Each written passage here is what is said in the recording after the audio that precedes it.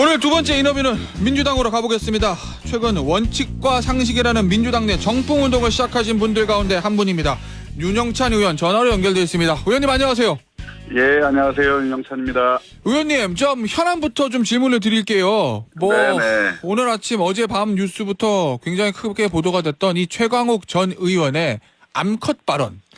이거 관련해서 어제 네. 민주당 의원들이 채팅방에서 설전이 있었다. 이런 오늘 한 언론의 단독 보도가 있었습니다.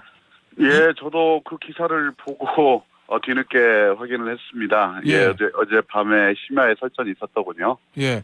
보니까 이원욱 의원은 당이 망가져간다 이렇게 얘기했고 민영배 당시에 현장에 있었던 민영배 의원은 조선일보가 민주당 기준이냐 과도하다 뭐 이렇게 반응했다고 하는데 실제 이 채팅방 분위기는 어땠습니까, 의원님? 네, 뭐 저는 사실은 이런 이 논쟁들이 벌어지는 게 너무나 당연하다고 생각을 했는데 예. 그동안은 사실은 당 내에서조차 우리 내부의 어떤 문제들에 대해서 정확하게 얘기를 안 해왔거든요. 예. 근데 어제는 이제 이 문제들이 논의가 됐고 또 설전이 벌어졌습니다. 예.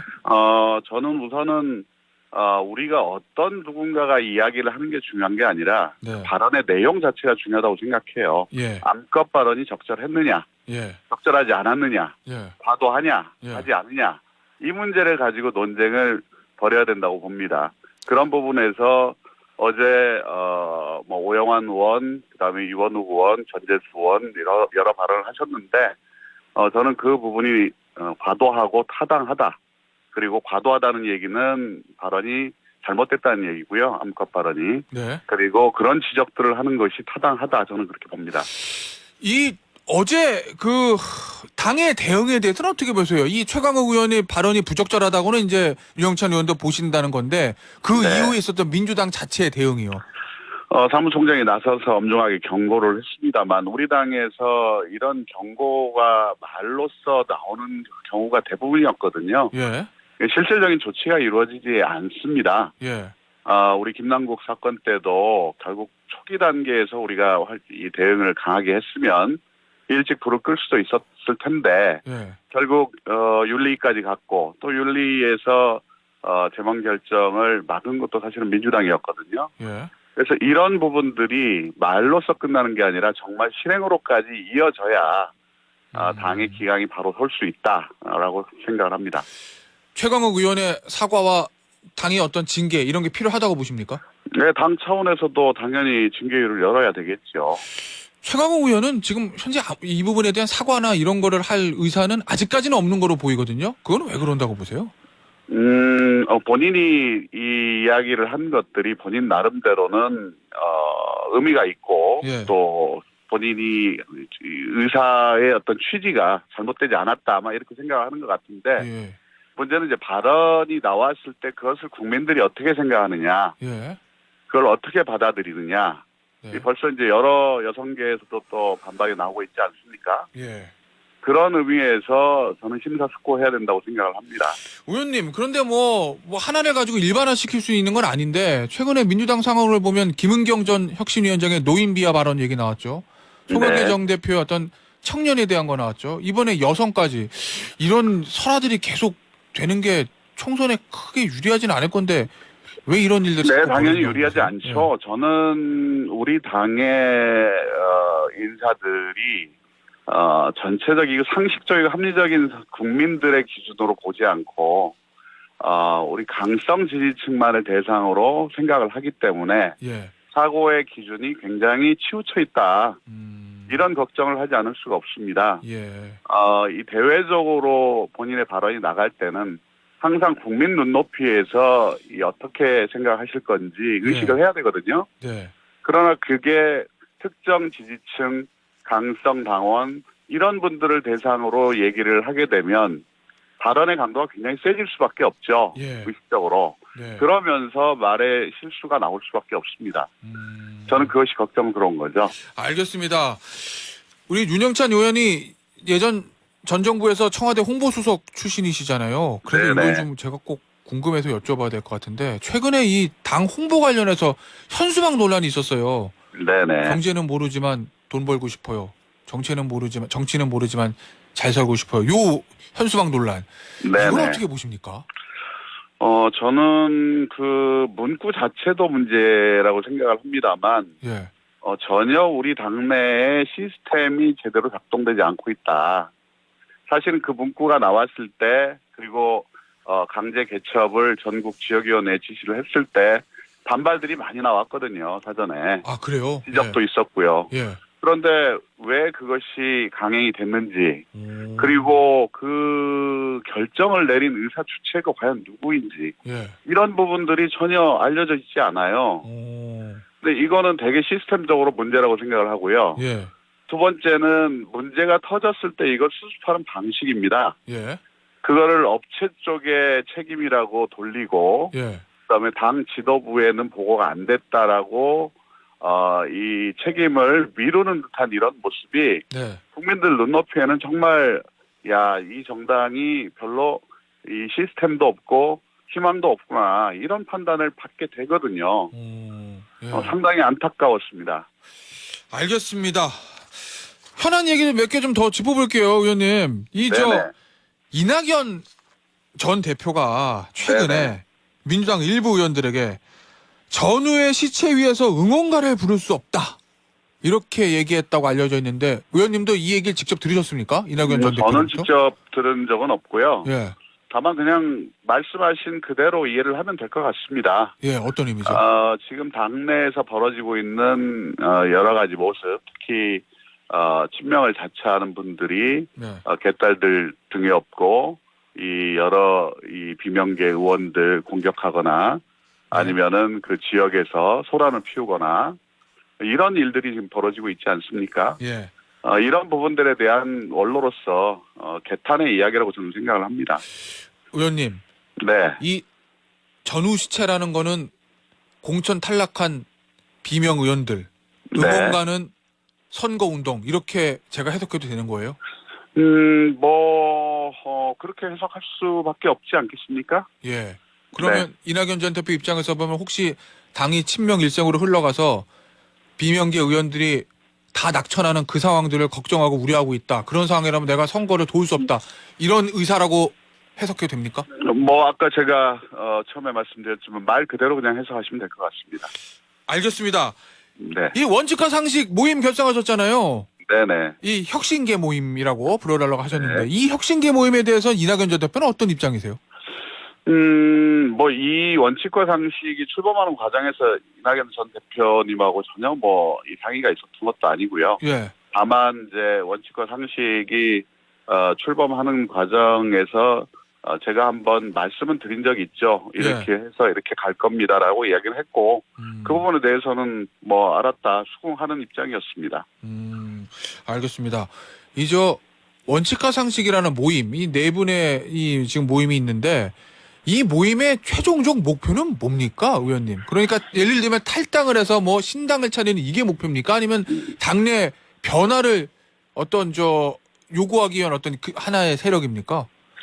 당내 변화를 요구하는 세력이라고 보시는 게 지금 맞죠. 예. 저희가 요구하는 부분들이 결국 당내 민주주의의 회복, 예. 그다음에 도덕성, 그다음에 비전 정당으로 가자 이 얘기 아닙니까? 예. 선거를 앞두고 여야는 어쩔 수 없이 혁신 경쟁을 벌일 수밖에 없는데요. 예. 지금 여당 입장에서는 지금 혁신위원회 띄우고 어쨌든 되든 안 되든 혁신을 위해 몸부림을 치는 건 사실 아닙니까? 그런데 우리 당은 너무 조용해요. 네. 아무것도 하지 않고 있습니다. 예. 이래가지고는 선거 제대로 치를 수 없어요.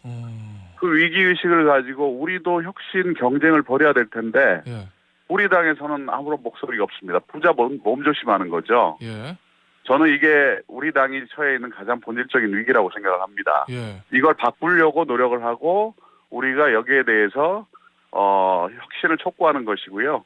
4명의 의원들이 지금까지 탈당 이 부분에 대해서 논의한 바는 없습니다. 아, 그렇습니까? 네. 이 모임에 대해서는 당내 의원들의 분위기는 어때요? 일단 지도부는 공식적으로 아무 언급이 없던데요.